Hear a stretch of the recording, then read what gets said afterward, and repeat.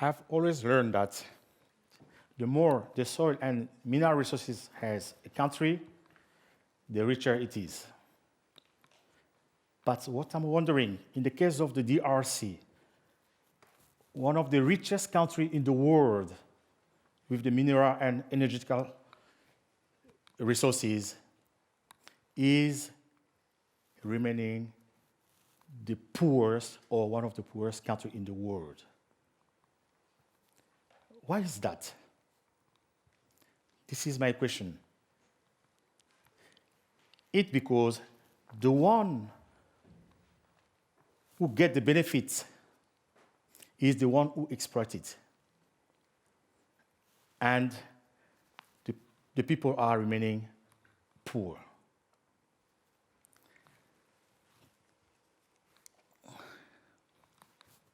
I wanted to say that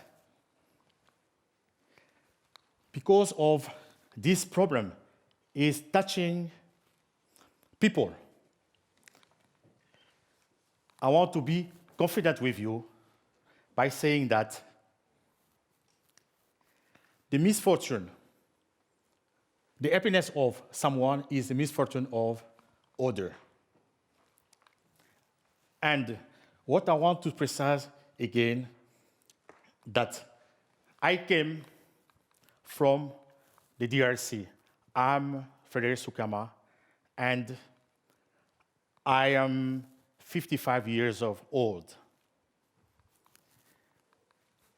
I got problems in my country. That's the reason I came. In 1993, when I left the country, because of the manifestation or the demonstration that we made in February 1992, and police came and they start shooting people. We couldn't stay, and we decided to go and escape, my brother and I, 300 kilometers from the capital town.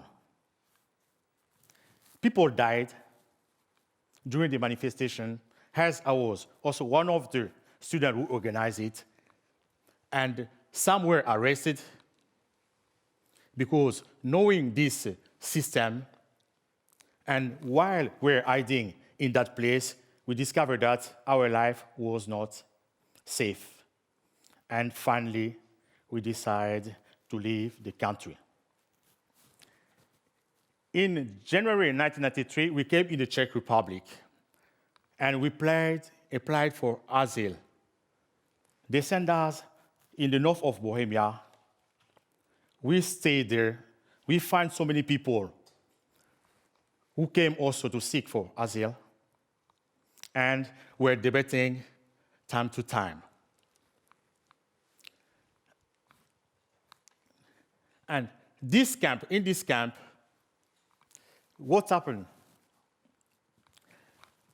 We discovered only that it was not good for us, as we are not feeling good. But the good thing is I could meet people. And during our stay, we could discover also that we had only 3 activities: eating, sleeping, and thinking. What I want to say that if you see the problem which is happening in the Democratic Republic of Congo, which is richer in tantalum, copper, and gold, tungsten, tin, we have everything in our mobile phones. If you look at your mobile, you find these minerals. And all those companies in the other side are the one who is exploiting it. And when we're staying in the camp, what I could learn from people that there are different cultures I discover and I wanted to know the real reason why people are coming.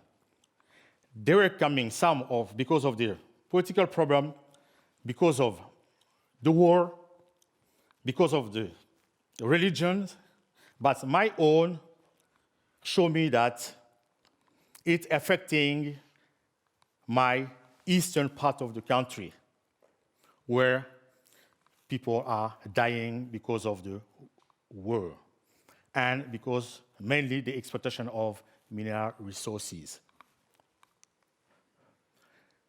The Congo, as you can see, is one of the richest countries, as I say, and 50 mineral resources are discovered here. Only 12 are exploited. For example, the coal, the cobalt, the diamond, the tin, the copper, the oil, the gold. For that, I can take 3 examples. The cobalt is a strategical mineral that's used for electrical cars, used for components, used for cell phones, and 50% of the world reserve is in Congo. The uranium, that is not written here, but is a very radioactive mineral that you can find in Congo. And it's used for the energy nuclear, and used also for different weapons. I want to say that in 1945, America used the mineral, or 60% of the uranium was used by Americans to build the atomic bombing, which they launched after in Nagasaki and Hiroshima in Japan. And the last one is the coltan. The coltan is a strategical mineral that we have a piece of coltan in our mobile phone. This one, the country has 80% of the world reserved. And those are the main reasons that you can see. Even children are working in the mines at low ages and with the worse and worse condition. We can see these companies like Microsoft, Sony, Dell are using the mineral resources in Congo and causing the war. And this war by the different army groups which are based over there. The consequences are clear. Women in the DRC are every day raped. Civilians are dying. The number of orphans is increasing. And the villages are destroyed. That's why the civilians have to move in the country. Some are going out of the country. Now, my question is, how the United Nations, the World Organization, is there for more than 20 years, from 1997, is not able to stop that war. They have the best weapons, they have the best material, drones, helicopters, and people are dying. For the time being, more than 8 million people died during this war. A refugee is not a disease or a kind of sickness, because each of us is concerned. At a given time, we can become, all of us, refugees. as the former president of Senegal, Abdou Diouf, said that if Europe and Africa don't work together and they don't want to find solution in all what is happening in Africa, time will come when no institution, no country, no army will not be able to stop the migration crisis.